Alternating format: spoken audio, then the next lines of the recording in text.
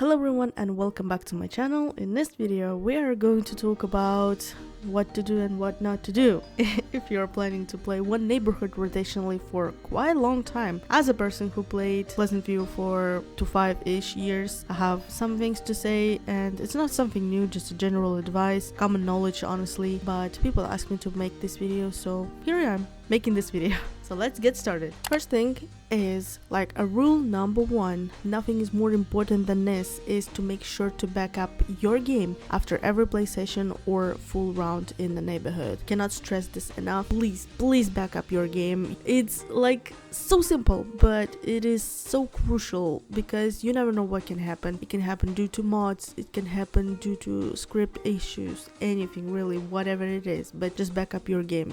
About Sims 2, that they lost like hours of gameplay, years of gameplay, Sims, neighborhoods, whole game, for whatever reason, but they lost their precious time in this game. And I myself had an instance where I lost like a few hours of the gameplay, which is not a lot, but still very unpleasant situation. So please just back up your game. It's not that hard. You just need to copy all of the important files, folders to your desktop, date it with the date that you last time played this game, and that's really much it.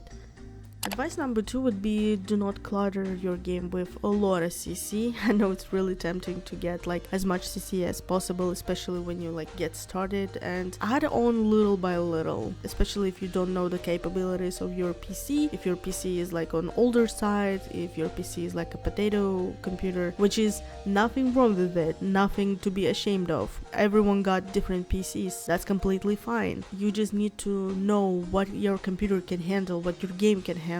Once you learn that, you're free to do whatever you want, but just trust the process, okay?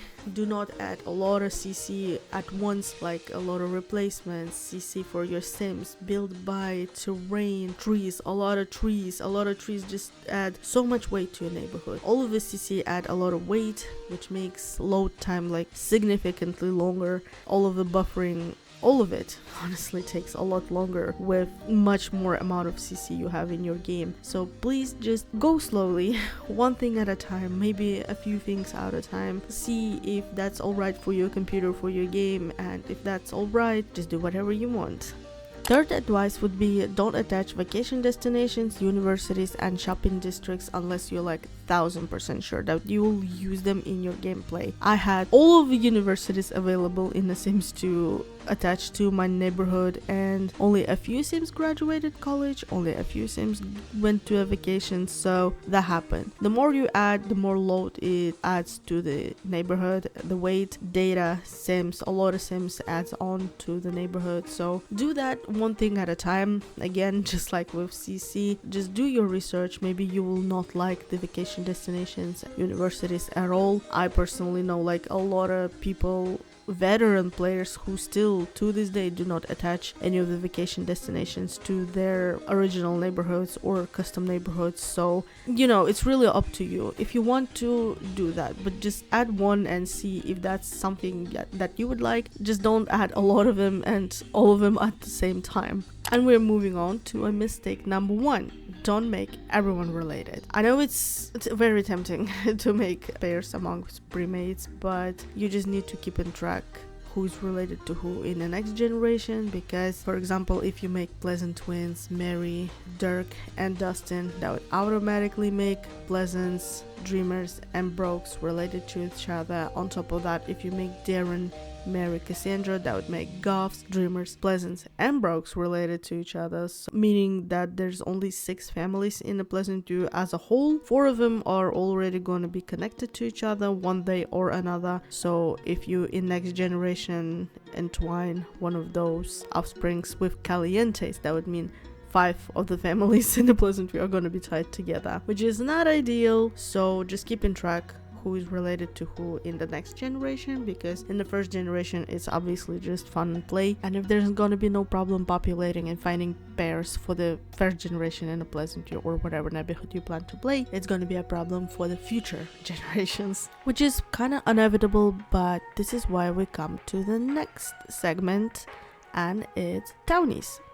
I know some of the people are like extremely adamant on making pairings between premates that they brush townies away, sort of to forget about them altogether, but townies are actually perfectly fine on making beautiful spouses and parents for the next generations or even further generations, you know. Honestly, some of the premates are better off with townies, chemistry and dynamic wise. Some of the townies got super cool chemistry amongst each other. When I played, I realized that some of the premates had really good chemistry with townies, as if like they were made for each other, which is kind of bizarre if you think about it, but who knows. You never know what kind of pairing you can come up with while you're playing. But just don't forget about those little Sims townies. They are perfectly fine. Some of the people just forget about them. And we come to the last segment of this topic, and it's not everyone needs a pair, just some of the Sims are better off single or with no commitment. It pretty much says whatever it needs to be said. Once again, a lot of people want to make pairings with everything and everyone in the world, but some of the Sims, especially romance Sims, are better off alone. Depends on what kind of romance Sims that is. Some of them are just very sex driven. And some of them are love driven. There are different calculators that you can search online that will depend on what kind of romance sims you imagine. But in my opinion, Don Lotario is very much lust driven, so he in particular can be alone. That doesn't mean you cannot make him a kid that he would never know about, like I did in my previous Pleasant View, so that is an option, but that's pretty much it. He doesn't need a commitment with someone. He gets negative memories just like any other romance sim when you get engaged or married to someone, but that is manageable if you get secondary aspirations for the Sims. You know, keep that in mind, that not everyone needs a pair. You can make them a child, of course, but not everyone has to be like settled, married, and just be a family guy. Of course, in this particular scenario, Don Lotario is just an example that I imagine him to be in my Pleasant View, but like I mentioned, there's a lot of calculators online that you can use for your personal advantage, for your neighborhood, and that's pretty much it for this topic. And here comes mistake number 2, overpopulation. Ooh, I cannot stress enough this topic. It's such a big deal for any neighborhood, not only Pleasant View, but like really any neighborhood. Just please do not make multiple children to every family you see. It will backfire badly. Take Brandy Broke as a prime example of this topic. She already got 3 kids going on, unborn baby Broke included. Chances are you will want her to remarry someone like Darren Dreamin, for example. You will make them a baby, which means she will end up having 4 kids in total. And in the future, all of those 4 kids will have to find spouses, and when that happens, all of them are gonna have kids. Which means there will be a lot more Brokes in your neighborhood than other families. Honestly, saying this from my personal experience, because my Brandy did end up with Darren Dreamer and she gave birth to a 4th child. And it was a lot dealing with all of the Brokes. It was half of a Pleasant View, if I will be completely honest with you. So take that as an example and multiply it to each family that you will end up having multiple kids with. That is a lot of people. Too much people, in my opinion. I would highly recommend to not make any unnecessary drama like affairs that result in a child as well. Not only it contributes to overpopulation, but it also generates a lot more blood relations, any kind of relations between the families. I would suggest, if you are to make some of the childs of the affair, that sounds horrible, do it with townies or don't do it at all. As I said, it contributes to multiple problems and mistakes that are gonna be visible in the long run. If by any chance you have divorced or widowed Sims that are already with a child, I would highly suggest to not make them another child with a new spouse, or a better option, adoption. As I always say, adoption is always an option. I know a lot of people want to see like blood offsprings of the Sims, like their genetics and everything like that, but trust me, adoption is beautiful as it is. Sometimes you just have to, compromise. Moving on to a mistake number 3, no neighborhood tracking.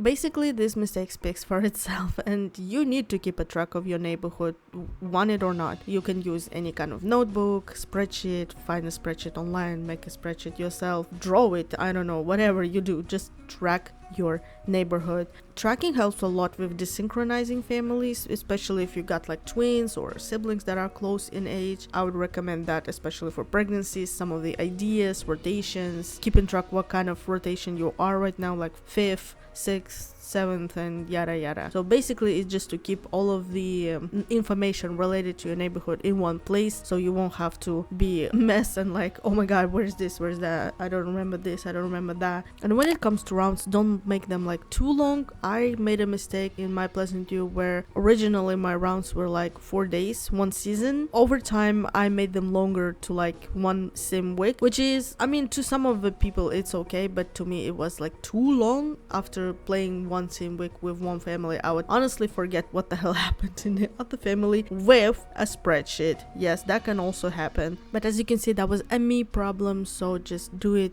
judging by yourself and your capabilities. But if you're new to all of this, I would recommend just to start slowly, just 1 day, 2 days, 3 days max, and see what kind of rotation suits you the most. So after doing a full rotation, you can be confidently sure in what amount of days you want to play in your neighborhood rotationally. And last but not least, finish your pregnancies before round is over, so your sim won't end up pregnant for a whole rotation, especially if that's one of the starter families that are on top of your list. In all of the families, there are a lot of mods that can help with that. I personally use a mod that like pregnancy lasts 1 day or something like that. Same with the university students, there are mods that shorten terms to 1 day only, so like they are gone for like 2 to 3 days, which is 3 sim years. That also reminded me that when you send your sim to a university, time freezes for the family that you stop playing with. So ideally, when you send them before the rotation ends, I will still play like 2 to 3 days, depends on how many years the sim will spend in your university. So the family and the sim that got sent off catch up on each other without any differences in the age. You just send your sim to university, play there, and while they're there, you just play with the family for 2 to 3 days, and then just add your sim back on, so there is no desynchronizing.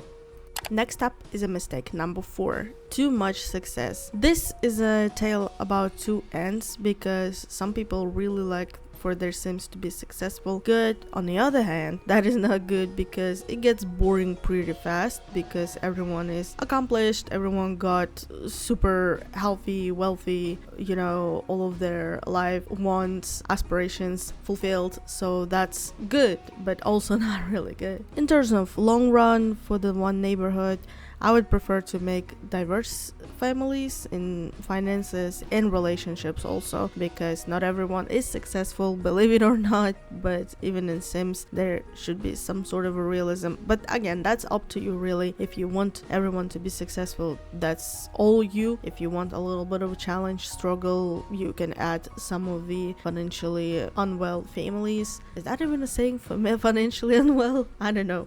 On top of the variety of financial statuses, I would recommend to make like a different family dynamics, because not everyone needs to be super wholesome, super loving. I had a bunch of Sims that did not talk to their parents for a variety of reasons, some of them being old grudges, some of them being occult related, like in the preview picture of the mistake number 4. You can really do anything you want. Maybe your families are like very wholesome and well behaved together, so you know, it's up to you really. But all of that diversity really spices up the gameplay for a long run, if that's what you really want to do, and to, you know, keep things spicy. That means you don't have to necessarily make all of that in the first generation. Your first generation can be successful, but in the next generation there can be a little bit of a challenge. Again, all up to you, only if you want to. But as long as you play with this neighborhood for a long time, you will realize that there needs to be a little bit of a challenge, a little bit of a, you know, story going on to keep you interested for a long run.